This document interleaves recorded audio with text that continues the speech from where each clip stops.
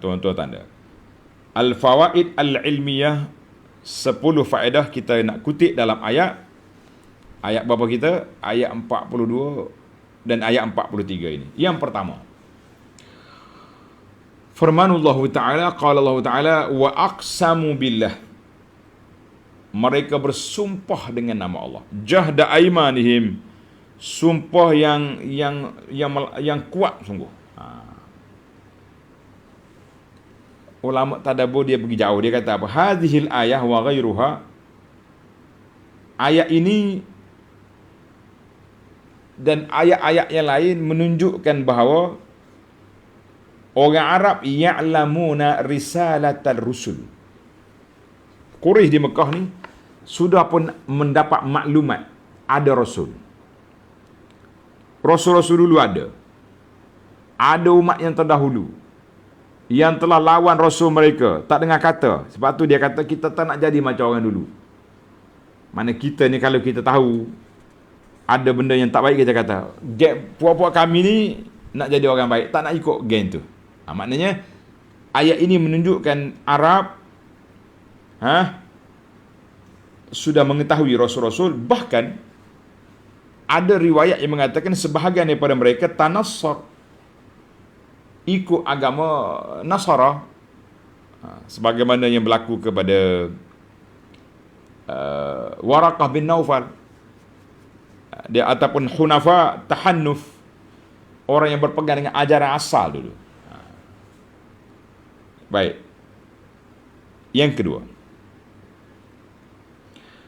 ayat yang sama lagi, wa aqsamu billahi jahda iman. Ayat ini isyarat, ini pelik sikit ni, ila annahu la yanbaghi lil insani nazar. Ayat ini tidak menggalakkan kita supaya bernazar. Nazar ketaatan, hak nazar karut sekira tu. Hak tu mari mana tak ada dalam kitab tu. Menazar kalau menang dia punya kumpulan, nak telanjang berjalan. Tak ada hijau tu. Tu nazar orang gila nama lagu tu. Kalau apa-apa dapat, bernazar nak cukur kepala. Bernazar macam-macam lah kita kata. Kan? Berjalan tak pakai baju ke apa dia. Nak berjalan kaki sana sini, kita panggil itu nazar lara yang tak ada faedah. Tapi nazar ni, dalam hadis Nabi kata, nazar yang ditunaikan, yang wajib ditunaikan, iaitulah nazar ketaatan. Nazar nak lakukan taat. Man nazar an yuti' Allah falyuti'. Siapa dia nazar nak taat. Contohnya dia kata, aku kalau dapat sekian, wajib atas aku puasa sebulan. Dapat sungguh. Dia kena puasa. Sebab dia yang bersumpah bernazar nak buat benda yang Tuhan tak wajibkan. Kenapa awak memperwajibkan? Sebab itu nazar itu tidak digalakkan.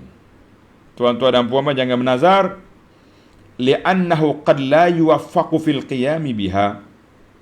Ada kalanya Allah Ta'ala tidak taufikkan untuk dia melaksanakan nazar dia. Berapa ramai orang ni, Ustaz, saya tersilap lah Ustaz, saya pergi bernazar, kalau anak saya ni dapat kerja, kau dapat A plus ke periksa, apa dia bernazar nak puasa sebulan. Boleh ke saya nak bayar-bayar ya, cupok sehari bayar kafarah? Kita kata, kenapa awak bernazar? Semangat. Ni. Jadi ulama tafsir, ulama tadabbur kata ayat ini menunjukkan bahawa nazar itu tidak digalakkan. Jangan duk bernazar. Dalam hadis kata nazar ni tak ada kerja kecuali kita boleh makan makanan orang bakhil. Dia berjanji, dia bersyarat dengan Tuhan, ya Rabbi, kalau dapat gini-gini, saya nak sembelih seekor kambing, seekor lembu. Bakhil buat apa, tak payahlah. Kita letak dalam hati kita senyap-senyap, ya Allah, sekiranya aku dapat projek ni, aku nak kenduri kesyukuran. Tak payah tak sebut kambing ke unta ke lembu, tak payah. Jadi kalau kebetulan Masya Allah, apa yang kita niat tadi dapat sungguh, besar pula projek, unta lah kita sembelih. Lembu seekor ke, dapat yang kecil je. Dapat hak kecil je projek, pada dengan melih hayal. Jadi, tapi kalau dia kata, kalau aku dapat projek ni, wajib atas aku sembelih seekor lembu. Tapi projek itu dapat kecil. Dia ingat juta, boleh 200,000. Contohnya, boleh 100,000 ya projek. Kalau nak sembelih lembu, tak pada ni. Keuntungan pun lebih kurang dalam sekitar tu ya. Sekitar boleh harga lembu 10,000 lah. Tapi boleh awak nazar, kena tunai. Sebab itulah ulama kata, isyarat ila an la yang bagi lil insan nazar li'annahu qalla yuwaffaq. Boleh jadi dia sukar untuk nak melaksanakan nazar. Dan ramai pun orang yang menghadapi masalah ini. Niat nak puasa sebulan, niat nak macam-macam, nak pergi haji, nak pergi umrah. Mana kalau hak nazar lara, itu tak ada apa. Jangan layan. Nazar taat wajib kena buat. Kalau tak buat, maka terhutanglah atas zimmah dia, atas kepala dia selagi tak buat. Baik. Kita tak kata tidak boleh, tapi tidak digalakkan nazar itu. Kena faham. Sebab ramai orang yang kecundang ketika nak melaksanakan nazar. Awak nazar puasa 3 hari bolehlah. Yang celupa, yang pergi nazar sampai 2 bulan tu kenapa? Baik. Yang ketiga, dia wala yahiqul makru sayyi illa bi ahli. Dan perancangan jahat orang tu buat akan menimpa atas kepala dia sendiri. Allah kata apa sini? Yumbi'u anil ihatah allati fawqa al-luhuq. Mana yahiqul makru illa bi ahli. Ayat ini menunjukkan bahawa perbuatan jahat orang tu akan menyelumungi dia sendiri. Bukan sekat kena. Tuhan kata wala yalhaq wala yasilu. Mana orang yang buat perancangan jahat akan kena pada. La yahiqu. Maknanya perancangan jahat tu akan kena atas kepala kamu sendiri. Bukan maknanya ini satu perkara yang berat untuk orang yang buat perancangan jahat kepada orang. Tengoklah apa yang jadi sekarang ni atas dunia hari ni. Itulah punca dia. Puncanya apa? Punca dia naik atas kepala dia sendiri. Itulah.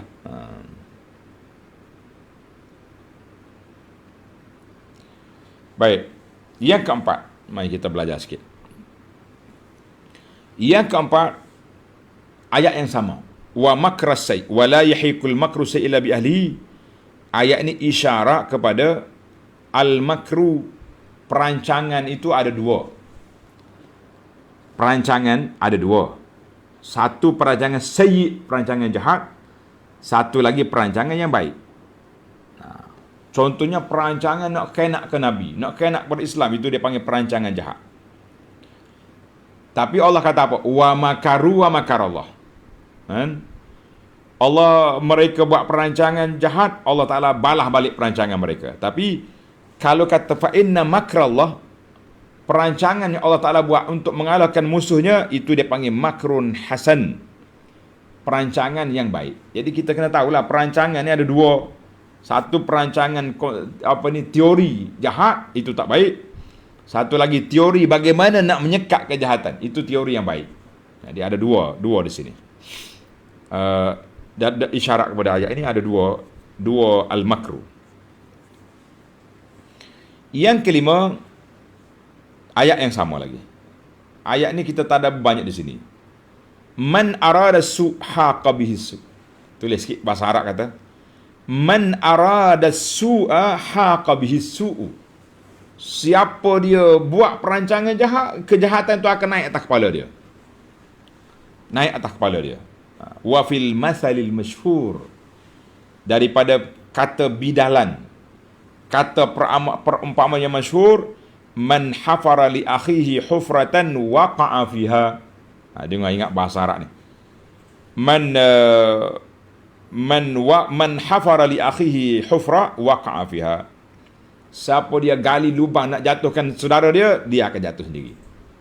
Banyak kita tengok orang yang buat perancangan jahat kepada orang ni kena dengan dia. Terkena dia sendiri. Tunggulah saatnya. Tunggu saat. Tengoklah di sahah, di lapangan kehidupan kita hari ini. An Muhammad bin Ka'ab seorang ulama salaf ni, Muhammad bin Ka'ab, dia kata apa? Dengar ni tuan-tuan, menarik kata-kata ni.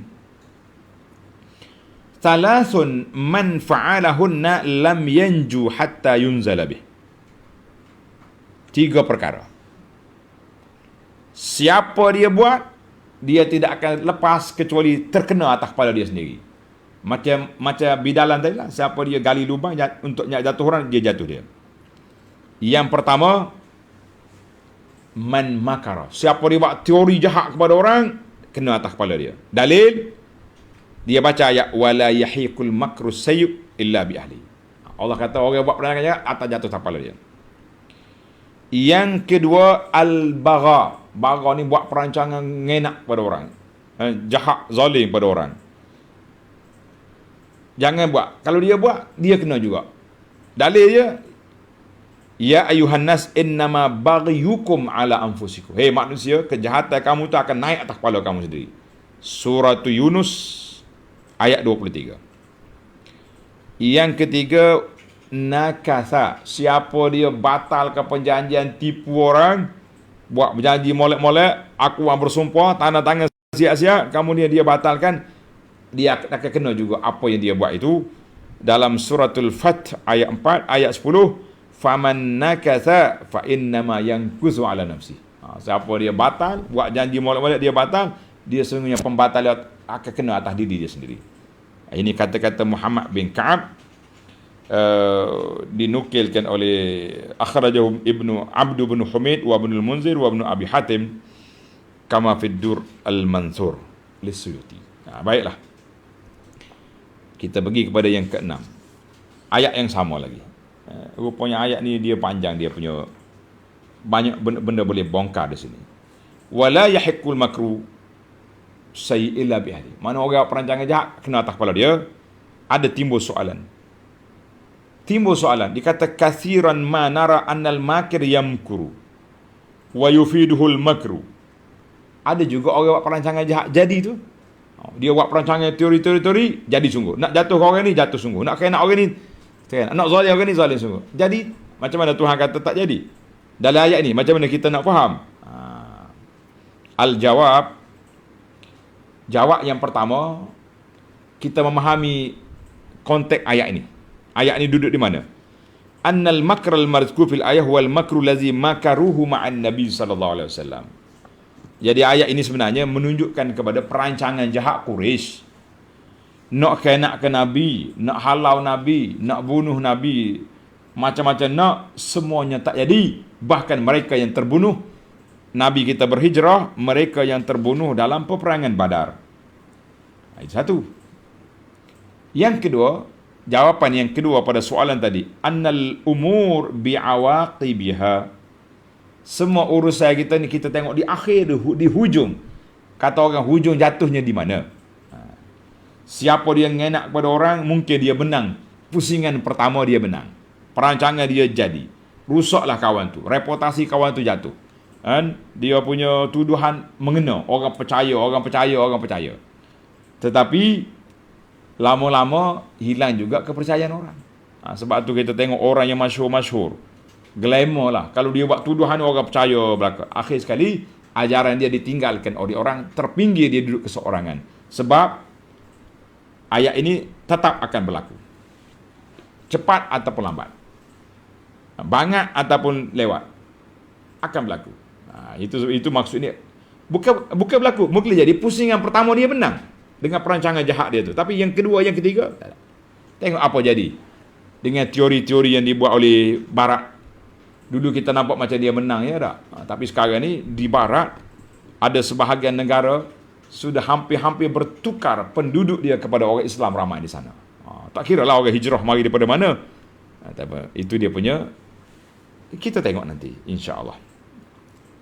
Yang ketujuh, falan tajida li sunnatillahi tabdila. Ketetapan Allah Ta'ala itu tak boleh nak tukar. Ayat ini dalil ala anna hadza min muqtada hikmat subhanahu. Maknanya menjadi hikmat kepada Allah Subhanahu Wa Ta'ala. Setiap orang, setiap perkara yang dia buat itu ada, setiap benda Allah Ta'ala akan jawab dengan benda itu. Orang buat perancangan macam ni, inilah keputusan dia. Itu dia panggil ketetapan Allah Azza wa Jalla itu mengikut keadaan. Sebab tu kita tengok dah dalam tadabbur ayat-ayat lepas, Firaun mati dalam laut sebab dia sombong. Hazihil anharu tajri min tahti. Koro mati ditenggelam oleh bumi sebab innama utituhu ala ilmin. Jadi apa yang aku kaya ni kerana kepandaian aku. Allah Ta'ala binasakan mereka mengikut apa yang mereka nak. Apa mengikut mulut mereka tu. Itu hikmah.